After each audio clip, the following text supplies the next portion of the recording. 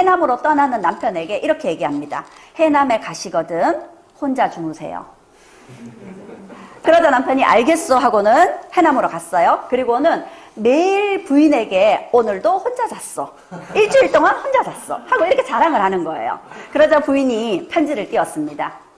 3, 4개월 동안 독숙을 했다고 고결한 척하여 은덕이라도 베푸는 듯 하신다면 결코 담담하고 무심한 사람이 아닙니다. 당신은 몇 달간 독숙했다고 편지마다 붓끝에 글자마다 그 공을 자랑하시지만 나이 60이 가까워오니 이렇게 홀로 지내는 것은 당신의 기운을 보충하는 데 큰 이로움이 되는 것이지 내게 갚기 어려운 은혜를 베푸는 것이 아닙니다. 바라건대 당신은 영원히 잡념을 끊고 기운을 보양하여 오래 사시기 바랍니다. 이것이 내가 밤낮으로 원하는 바입니다. 당신이 독서 공부하는 것은 당신의 건강을 위한 거지 나한테 은혜를 베푸는 게 아니라고 이렇게 남편에게 따끔하게 답장을 보냈습니다. 오늘은 편지와 일기로 들여다본 조선시대 부부들의 사랑법에 대한 이야기를 함께 해볼까 합니다. 오늘 제 강의가 가슴에 잔잔하게 와닿지 않을까 하는 생각입니다. 솔직히 이 강연을 준비하면서 제가 제일 많이 찔리고 제가 제일 많이 반성하고 제가 제일 많은 각오를 다졌습니다. 강연 시작해 보겠는데요. 제가 오늘 6 부부를 소개할 겁니다. 이 6 부부들을 통해서 제가 드리고 싶은 메시지들이 하나씩 다 있을 겁니다. 안동에 있는 월영교라는 곳입니다. 여기는 안동에서 있었던 어떤 사건과 관계가 있는데요. 이 월영교 굉장히 아름답다라는 생각이 드시죠? 야경입니다. 이 월영교를 낮에 보면 이런 모습입니다. 이 다리가 굉장히 긴 다리인데 이 다리는 우리가 흔히 집신이라고 알고 있는 미투리를 형상화한 다리예요. 안개가 끼었을 때 보면 짚을 엮어서 만든 미투리 같다는 느낌이 드시는가 모르겠습니다. 이 다리를 만들게 된 데에는 안동에서 발견된 원희 엄마의 편지 때문이었습니다. 원희 아버지에게로라고 시작되는 편지였습니다. 1998년에 안동에서 고성 이씨의 무덤을 이장하는 과정에서 이응태라는 사람의 무덤에서 약 75점의 유물이 발견되었는데 그 유물들 중에는 편지들과 의복들 이런 여러 가지 것이 발견이 되었는데 그 중에서 가장 많은 사람들의 시선을 끈 것은 이응태라는 사람의 부인 원희 엄마의 편지였습니다. 이렇게 원희 아버지에게로 시작되는 편지들이 한글로 쓰여져 있었고요. 이 글을 지면이 모자라서 위에 이렇게 다시 쓴 겁니다. 이렇게 구구절절 먼저 죽은 남편에게 편지를 썼고요. 이 편지와 함께 발견된 놀라운 것이 있었는데 바로 이 미투리였습니다. 자세히 보시면 이렇게 집과 함께 원희 엄마의 머리카락으로 이은 미투리였습니다. 남편이 몸져 눕게 되자 남편의 쾌유를 바라는 마음에서 정성을 다해서 자신의 머리카락으로 이 미투리를 만들었던 거죠. 그런데 그런 원희 엄마의 간절한 바람에도 불구하고 남편은 젊은 나이에 세상을 저버리게 됩니다. 그리고 편지를 함께 묻은 거였죠. 제가 잠깐 읽어보겠는데요. 원희 아버지에게 당신 언제나 나에게 둘이 머리 휘어지도록 살다가 함께 죽자고 하셨지요. 그런데 어찌 나를 두고 당신 먼저 가십니까? 나와 어린아이는 누구의 말을 듣고 어떻게 살라고 다 버리고 당신 먼저 가십니까? 당신 나에게 마음을 어떻게 가져왔고 또 나는 당신에게 어떻게 마음을 가져왔었나요? 함께 누우면 언제나 나는 당신께 말하곤 했지요. 여보, 다른 사람들도 우리처럼 서로 어여삐 여기고 사랑할까요? 남들도 정말 우리 같을까요? 어찌 그런 일들 생각지도 않고 나를 버리고 먼저 가시는가요? 당신을 여의고는 아무래도 나는 살 수 없으니 빨리 당신께 가고 싶습니다. 나를 데려가 주세요. 당신을 향한 마음을 이승에서 잊을 수 없고 서러운 뜻 한이 없습니다. 내 마음 어디에 두고 자식 데리고 당신을 그리워하며 살 수 있을까요?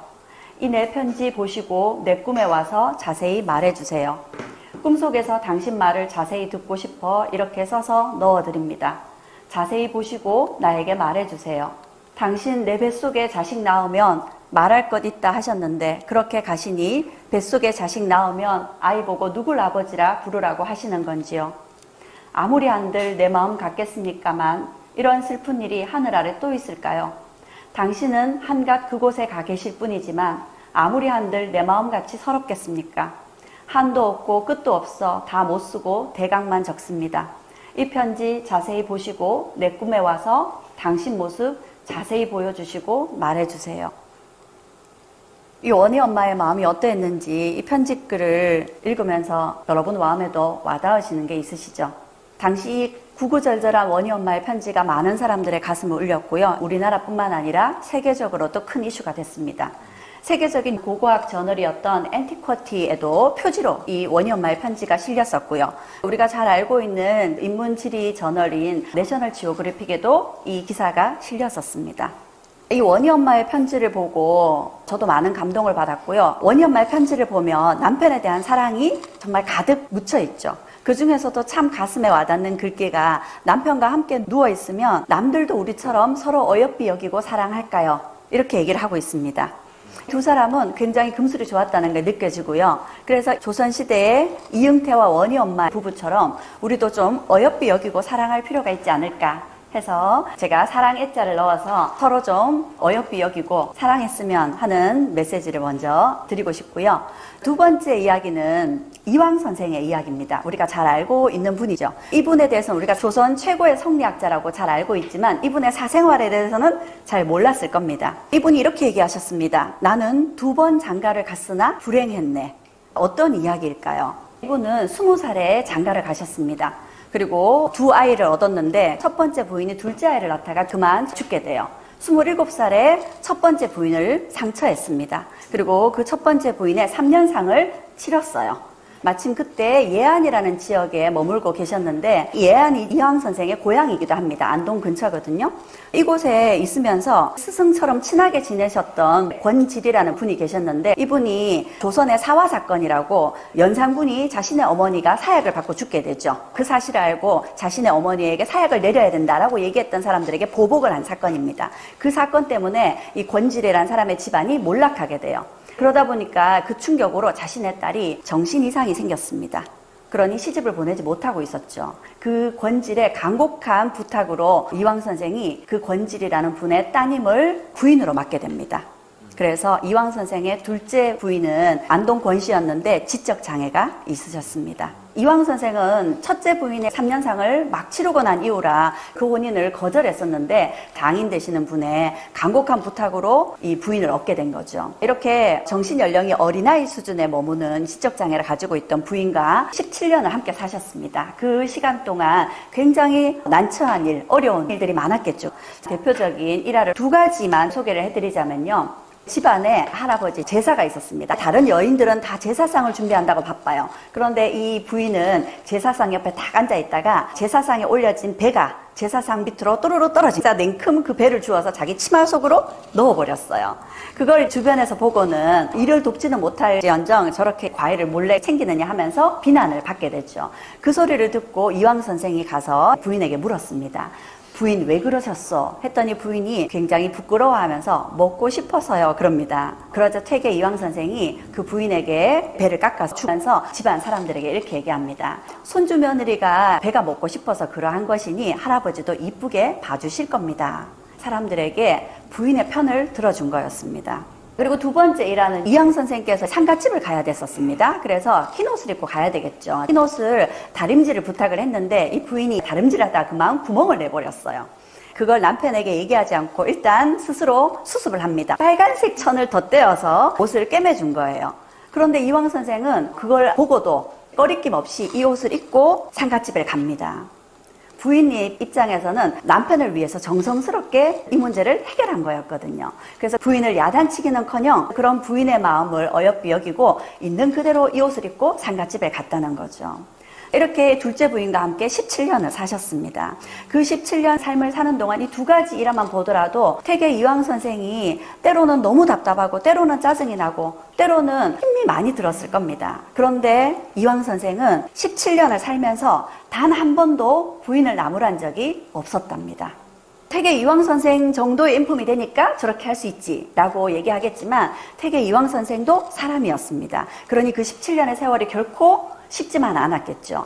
퇴계 이황 선생이 자신의 제자가 부부 생활이 힘들다, 부인이 마음에 들지 않는다 하면서 어려움을 토로하자 자신의 제자에게 편지를 써줍니다. 그리고 그 편지를 꼭 자네가 자네 집에 쌀인문 안으로 들어가기 전에 읽게 이렇게 얘기를 했어요. 그 편지글의 내용이 그대 부부가 화합하지 못한다고 하는데 무슨 이유로 이러한 불행이 있는지 나는 알지 못하네. 그렇지만 대부분은 남편이 항상 자신을 반성하고 잘 보살펴주면 부부의 도리를 잃고 가정이 파괴되어 더할 수 없는 각박한 인간으로 전락되는 지경에는 이르지 않는 법이네. 여자의 성품이 고약하고 고치기 어려운 경우에도 그 정도가 심하지 아니하면 상황에 따라 잘 처리하여 끝내는 서로 헤어지는 지경에까지는 이르지 않게 하는 것이 옳을 것 같네.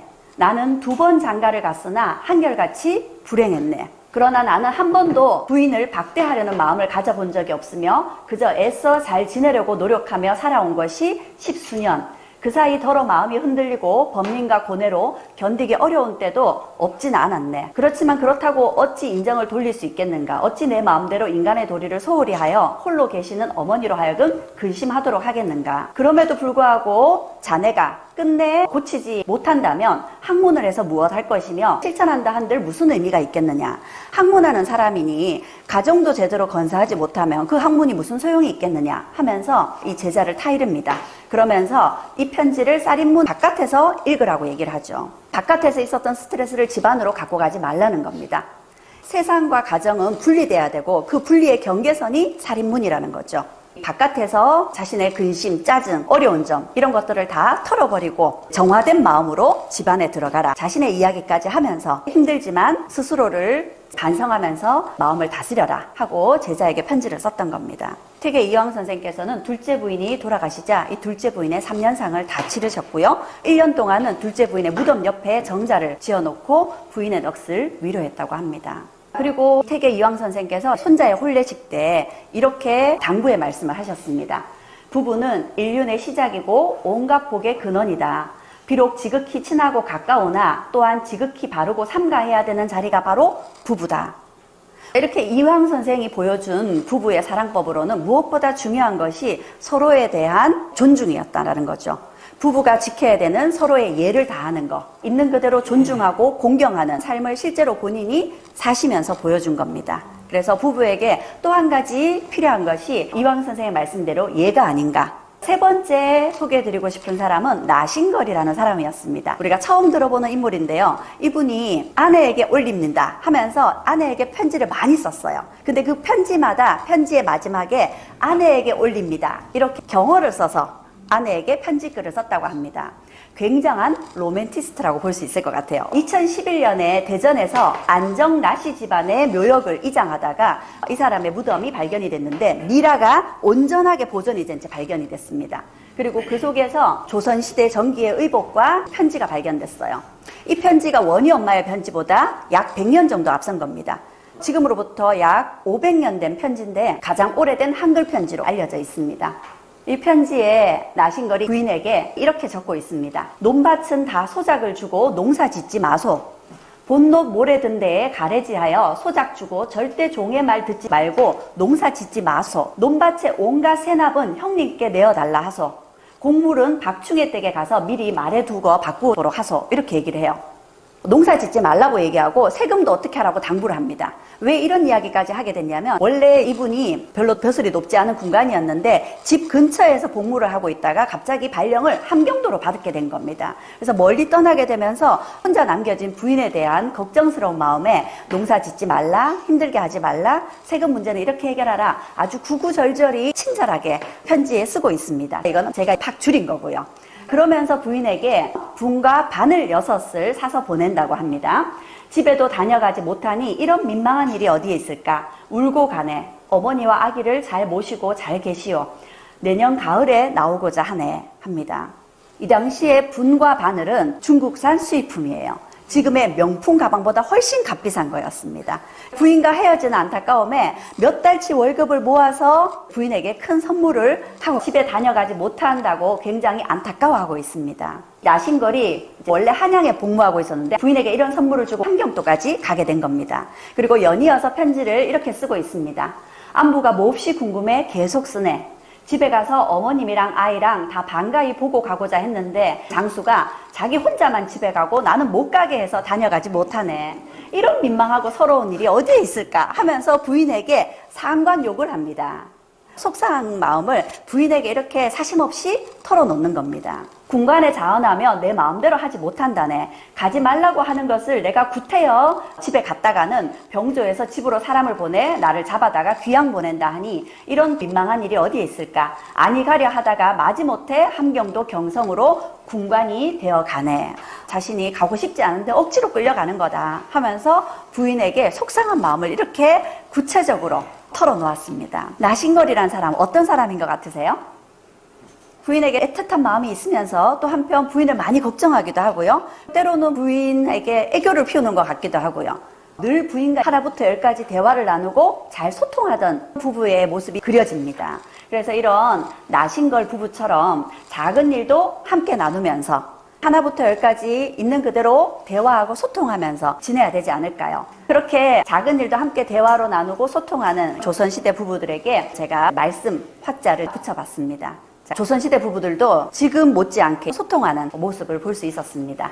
네 번째 정약용입니다. 우리가 잘 알고 있는 인물이죠. 이 정약용 선생은 부인이 보내온 빛바랜 노을빛 치마에 사랑을 담았습니다. 이 정약용 선생은 우리가 알다시피 조선 후기 최고의 지성인입니다. 정조의 총애를 받다가 정조가 돌아가시고 나자 신유박해로 귀양 보내지게 되죠. 그렇게 18년을 귀양 생활을 해야 됐었습니다. 그 18년 동안 가족과 떨어져 지내야 했던 거죠. 그렇게 귀양 생활을 하던 차에 부인이 치마와 함께 편지를 보내왔습니다. 이 치마는 부인이 정약용 선생과 혼인할 때 입었던 치마였습니다. 붉은 빛깔의 치마였는데 세월이 지나면서 이 치마 빛깔이 노을빛처럼 빛이 바래진 거예요. 남편을 그리워하는 마음에 이런 시와 함께 보냈습니다. 그대와 이별한 지 7년, 서로 만날 날 아득하니 살아생전 만나기는 어렵겠죠 하면서 자신이 결혼할 때 입고 왔던 치마와 함께 남편에 대한 그리움을 가득 담아서 이렇게 편지를 띄웠습니다. 이 편지와 부인의 치마를 받은 정약용 선생의 마음은 또 어땠을까요? 가족과 함께하지 못하는 미안한 마음이 굉장히 컸을 겁니다. 그래서 부인이 그리움을 담아서 보내준 이 치마에다가 정약용 선생은 글을 쓴 겁니다. 자식들을 위한 당부하는 글귀를 담았어요. 병든 아내가 해진 치마를 보내왔네. 천리 먼 길 애틋한 정을 담았네. 흘러간 세월의 붉은빛 다 발해서 만년의 서금품을 가눌 수 없구나. 마름지로 작은 서첩을 만들어 아들을 일깨우는 글을 적는다. 부디 어버이의 마음을 잘 헤아려 평생토록 가슴에 새기려무나. 이 부부가 두 사람 사이에 9명의 자식을 뒀었습니다. 그런데 6명을 먼저 보내게 됐어요. 그래서 이들에게 남은 자식은 아들 둘, 딸 하나. 그러니 이 세 자식들에게 얼마나 애틋했을까요? 그래서 어머니의 빛바랜 치마와 아버지의 글귀를 담아서 아들들에게 가슴에 새기라고 이런 당부의 글을 책으로 만들어 준 겁니다. 그러니 그 책을 받은 아들들이 그 책에 있는 글귀를 가슴에 새기지 않을 수 없었겠죠. 그렇게 만들어진 것이 이 하피첩입니다. 현재 국립민속박물관에 소장이 되어 있고요. 이 하피첩 이후에 정약용 선생이 18년 만에 귀양 생활에서 풀려나게 됩니다. 그리고 고향으로 돌아왔죠. 만나지 못할 것 같았던 이 부부가 다행히 말년은 함께 지내게 됩니다. 그리고 정약용 선생이 말년을 부인과 회혼을 맞게 되는 해가 있었습니다. 회혼이라 그러면 결혼 60주년을 맞는 거죠. 정약용 선생이 15세일 때, 부인이 16세일 때 결혼을 하셨습니다. 부인이 홍씨고요. 그러니까 회혼식을 맞았을 때 정약용 선생은 75세, 부인은 76세셨습니다. 그리고 회혼식이 있기 3일 전에 부인에게 이런 시를 드렸어요. 60년 세월 눈 깜짝할 사이 날아갔는데도 짙은 복사꽃 봄정치는 신혼때 가꾸려. 나고 죽은 것과 헤어지는 것이 사람 늙기를 재촉하지만 슬픔은 짧았고 기쁨은 길었으니 성은에 감사하오. 부인에 대한 감사의 마음과 부인에 대한 사랑을 가득 담아서 이렇게 편지를 써줬습니다. 그리고 이 시를 지은 3일 후가 부부의 회혼식 날이었습니다. 이렇게 회혼식을 앞두고 많은 친지들이 축하를 하려 모여들었는데 그날 정약용 선생은 눈을 감으셨어요.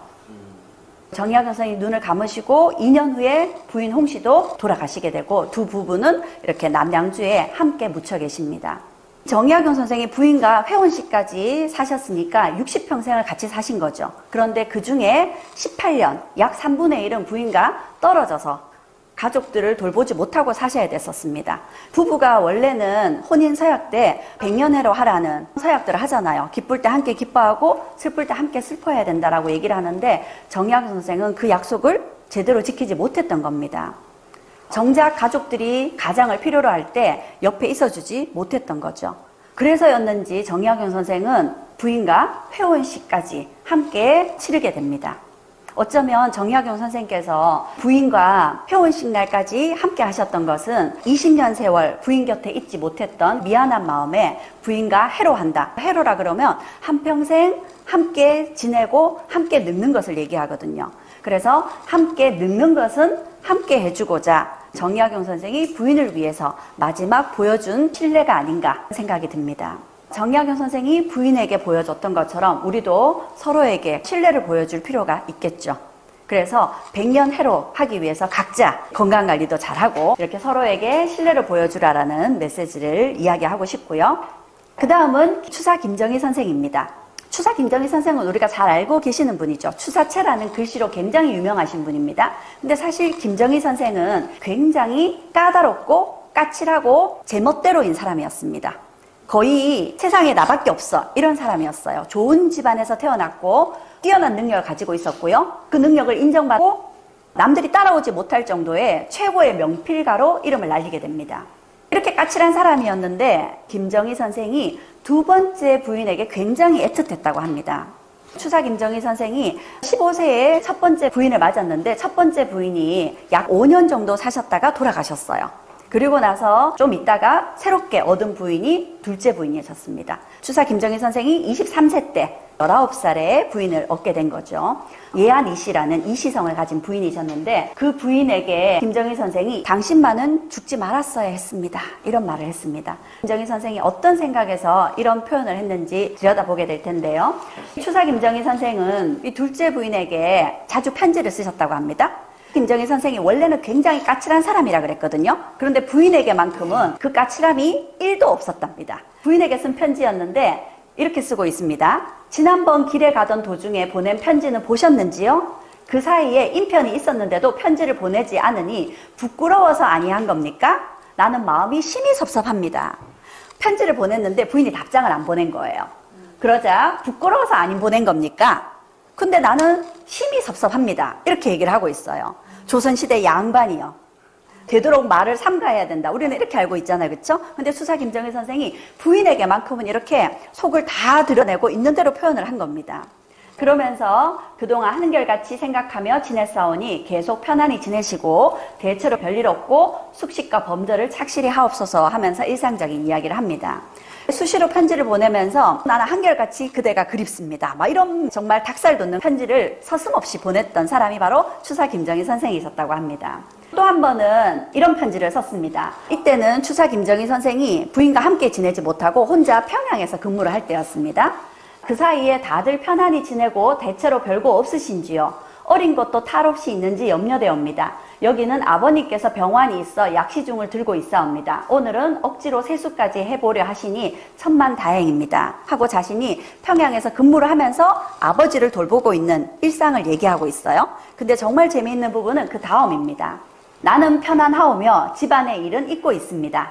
당신께서는 다른 의심하실 듯 하오나 이 실의 편지는 다 거짓말이오니 고지 듣지 마옵소서. 참말이라고 해도 이제 늙은 나이에 그런 일에 거리낄 것이 있겠습니까? 이 이실이 누구냐면 조카였어요. 이 조카가 자기 고향에 가서 평양에 계시는 추사 김정희 선생께서 평양에서 뭘 하셨는지를 추사 김정희 선생의 부인에게 가서 다 고자질을 한 겁니다. 평양 그러면 또 알아주는 게 기생입니다.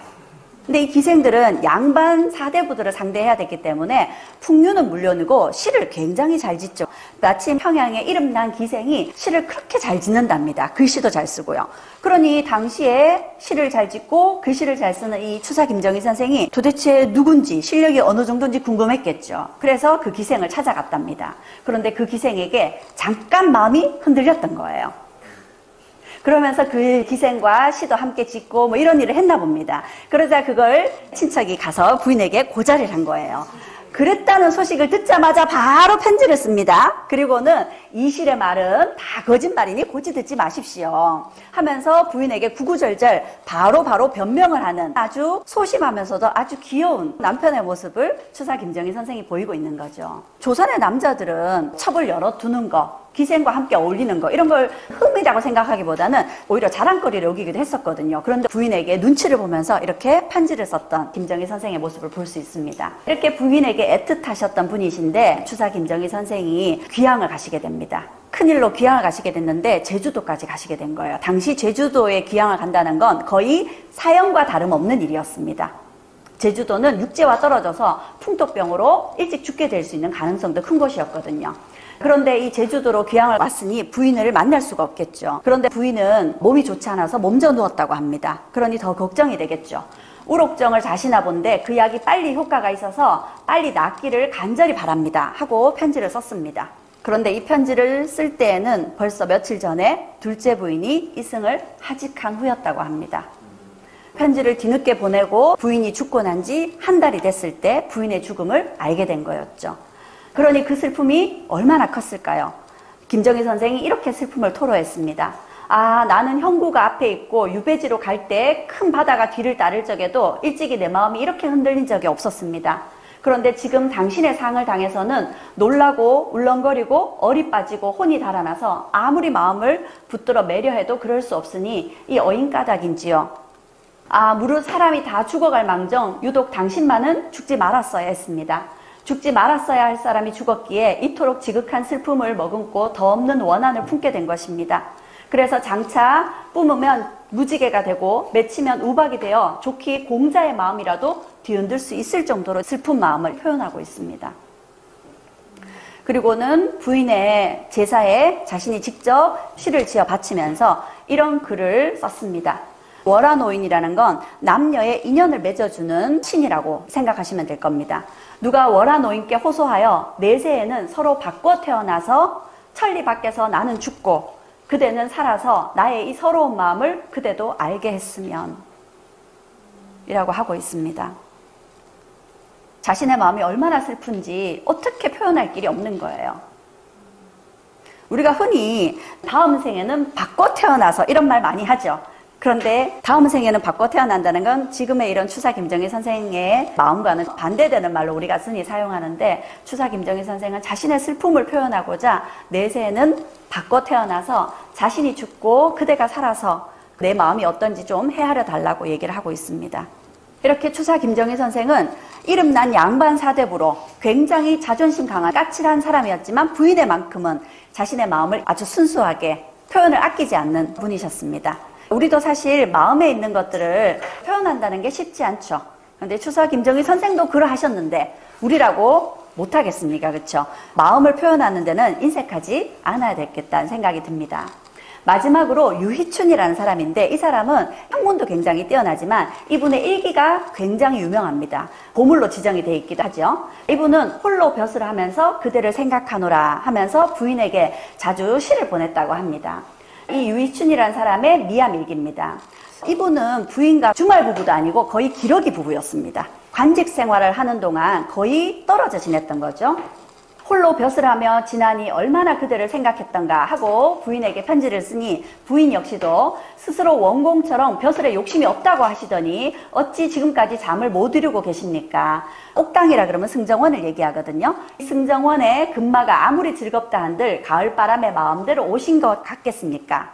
관리가 되어서 승정원에 몸이 매여 있으니까 부인이 그립다고 해서 쫓아갈 수가 없는 거죠. 부인은 부인의 고향이었던 담양에 머물고 있었고 자신은 관직 생활을 해야 됐기 때문에 서울에 떨어져 있었습니다. 남편의 고향은 또 해남이었습니다. 그러다 보니까 남편은 서울에도 자신의 수발을 드는 첩이 있었고요. 고향인 해남에도 첩이 있었습니다. 뭐 이런 사람을 로맨티스트라고 얘기할 수는 없겠죠, 그렇죠? 그런데 이 첩의 개념이 좀 다릅니다. 양반들은 관복을 차려입고 출근을 해야 되죠. 그러려면 시중을 두는 사람이 있어야 돼요. 그런 시중을 들게 하기 위해서 첩을 두는 경우들이 많습니다. 그렇게 첩을 두고 있었는데 유희춘도 이제 나이가 꽤 되었어요. 그러자 마침 부인이 폐경을 맞으신 거예요. 부인이 폐경을 맞으니까 남편의 사생활에 심기가 예민해졌습니다. 그래서 남편이 담양에 머물다가 고향인 해남에 갔는데 해남으로 떠나는 남편에게 이렇게 얘기합니다. 해남에 가시거든 혼자 주무세요. 그러자 남편이 알겠어 하고는 해남으로 갔어요. 그리고는 매일 부인에게 오늘도 혼자 잤어. 일주일 동안 혼자 잤어. 하고 이렇게 자랑을 하는 거예요. 그러자 부인이 편지를 띄웠습니다. 3, 4개월 동안 독숙을 했다고 고결한 척하여 은덕이라도 베푸는 듯 하신다면 결코 담담하고 무심한 사람이 아닙니다. 당신은 몇 달간 독숙했다고 편지마다 붓끝의 글자마다 그 공을 자랑하시지만 나이 60이 가까워오니 이렇게 홀로 지내는 것은 당신의 기운을 보충하는 데 큰 이로움이 되는 것이지 내게 갚기 어려운 은혜를 베푸는 것이 아닙니다. 바라건대 당신은 영원히 잡념을 끊고 기운을 보양하여 오래 사시기 바랍니다. 이것이 내가 밤낮으로 원하는 바입니다. 당신이 독서 공부하는 것은 당신의 건강을 위한 거지 나한테 은혜를 베푸는 게 아니라고 이렇게 남편에게 따끔하게 답장을 보냈습니다. 그러자 남편이 당신의 말이 무조건 맞다면서 당신의 글에 감탄하지 않을 수 없다면서 답신을 보내왔답니다. 이 부인이 굉장히 당당하죠. 왜 그럴 수 있었냐면 이 부인의 학식이 유이춘의 학식에 버금가는 능력자였기 때문이죠. 이 부부는 거의 기러기 부부처럼 같이 살았던 세월보다 떨어져 지냈던 세월이 훨씬 더 많습니다. 그럼에도 불구하고 좋은 관계를 유지할 수 있었던 건 두 사람이 함께 시를 나누면서 서로의 마음이 어떤지를 계속 주고받았기 때문에 좋은 부부관계를 유지할 수 있었던 거죠. 한 번은 남편이 야근을 하면서 이런 시를 부인에게 보냈습니다. 눈이 내리니 바람이 더욱 차가워 그대가 추운 방에 앉아 있을 것을 생각하니 이 술이 비록 하품이지만 차가운 속을 따뜻하게 데워줄 수 있으리 하고 시를 보냈습니다. 그러자 부인이 이 시에 화답을 보내왔습니다. 국화잎에 비록 눈발이 날리지만 승문원, 승정원을 얘기하는 겁니다. 승정원에는 따뜻한 방이 있으리 차가운 방에서 따뜻한 술을 받으니 속을 채울 수 있어 매우 고맙소 하고 남편에게 시를 띄웠죠. 이렇게 두 사람은 시로 마음을 나누기도 했었고요. 아주 격의 없이 재미있는 농담을 주고받기도 했습니다. 한 번은요, 유이춘이 부인에게 이렇게 얘기합니다. 부인이 문을 나서는데 코가 먼저 보이더랍니다. 부인의 콧대가 상당히 세군요 하고 부인을 은근히 놀리는 말이었습니다. 그러자 부인이 바로 대꾸를 합니다. 길에 다닐 때 보니 당신의 가끈이 땅에 쓸리더이다. 키가 작다고 남편에게 막 받아친 겁니다. 이렇게 두 사람은 같은 수준으로 이렇게 시를 주고받으면서 같이 있지 않지만 마음을 나누면서 한평생을 함께 했고요. 이렇게 농담을 나누면서도 아주 죽이 착착 맞게끔 주고받으면서 살았으니 몸이 같이 있지 않아도 마음으로 계속 소통을 하면서 부부로 좋게 지낼 수 있었던 겁니다. 유이춘은 자신의 부인을 이렇게 표현했어요. 지우라고요. 지식을 함께 나누고 소통할 수 있는 법과 같은 사람이다. 그래서 부부는 한평생을 해로하는 사람이기도 하고요. 한평생 사랑을 나누면서 사는 사람이기도 하지만 한편으로는 가장 가까운 친구 같은 관계이기도 한 것이 아닌가 싶습니다. 그래서 부부는 한평생 이렇게 친구처럼 지내야 되지 않을까 그런 이야기를 드리고 싶습니다. 그래서 모두 이 6 부부들을 통해서 제가 어떻게 살면 좋겠는지 조선시대 부부들이 살았던 모습대로 6가지 당부의 말씀을 드려봤고요. 여기 있는 할머니 할아버지 기억이 나시죠? 이분들은 76년의 인생을 마치 연인처럼 사셨다고 합니다. 98세의 로맨티스트 김병만 할아버지와 89세의 소녀 감성의 강계열 할머니셨습니다. 인간 세상에서 다큐멘터리로 나왔다가 영화로 나오기도 했었죠. 그런데 안타깝게 건강하시던 두 분이 영화로 촬영하던 중에 영원할 줄 알았던 두 분의 사랑의 마지막 계절이 다가오게 됩니다. 영화 촬영 중간에 할아버지가 돌아가시게 됐죠. 니마 그 강을 건너지 마오라는 이름으로 먼저 떠나보내는 할아버지에 대한 할머니의 절절한 마음이 이 제목에 묻어났었습니다. 영화를 저도 봤었는데 보면서 76년을 연인처럼 사셨지만 막상 헤어지는 순간에는 그 76년의 세월이 정말 눈 깜짝할 사이 같지 않았었을까 하는 생각이 들었고요. 그러다 보니까 우리도 같이 살고 있는 사람과 이별할 수 있는 날이 어쩜 생각보다 빨리 오게 될 수도 있지 않을까 이런 생각을 해봤습니다. 프랑스의 소설가인데 발자크라는 사람이 이렇게 얘기했습니다. 남편은 알아야 할 것이다. 아내란 자신이 만들어낸 작품이란 것을. 반대로 보면요. 아내는 알아야 할 것이다. 남편이란 자신이 만들어낸 작품이라는 것을. 좀 많이 찔리기도 할 것이고 또 내가 그 작품에 지금 공을 들이고 있는지 반성하게 되기도 합니다. 그래서 발자크의 이 말을 보고 제가 마지막으로 전하고 싶은 말을 한번 만들어 봤습니다. 부부로 산다는 것은 자신의 인생을 걸고 서로를 최고의 작품으로 만들어가는 것이다. 감사합니다.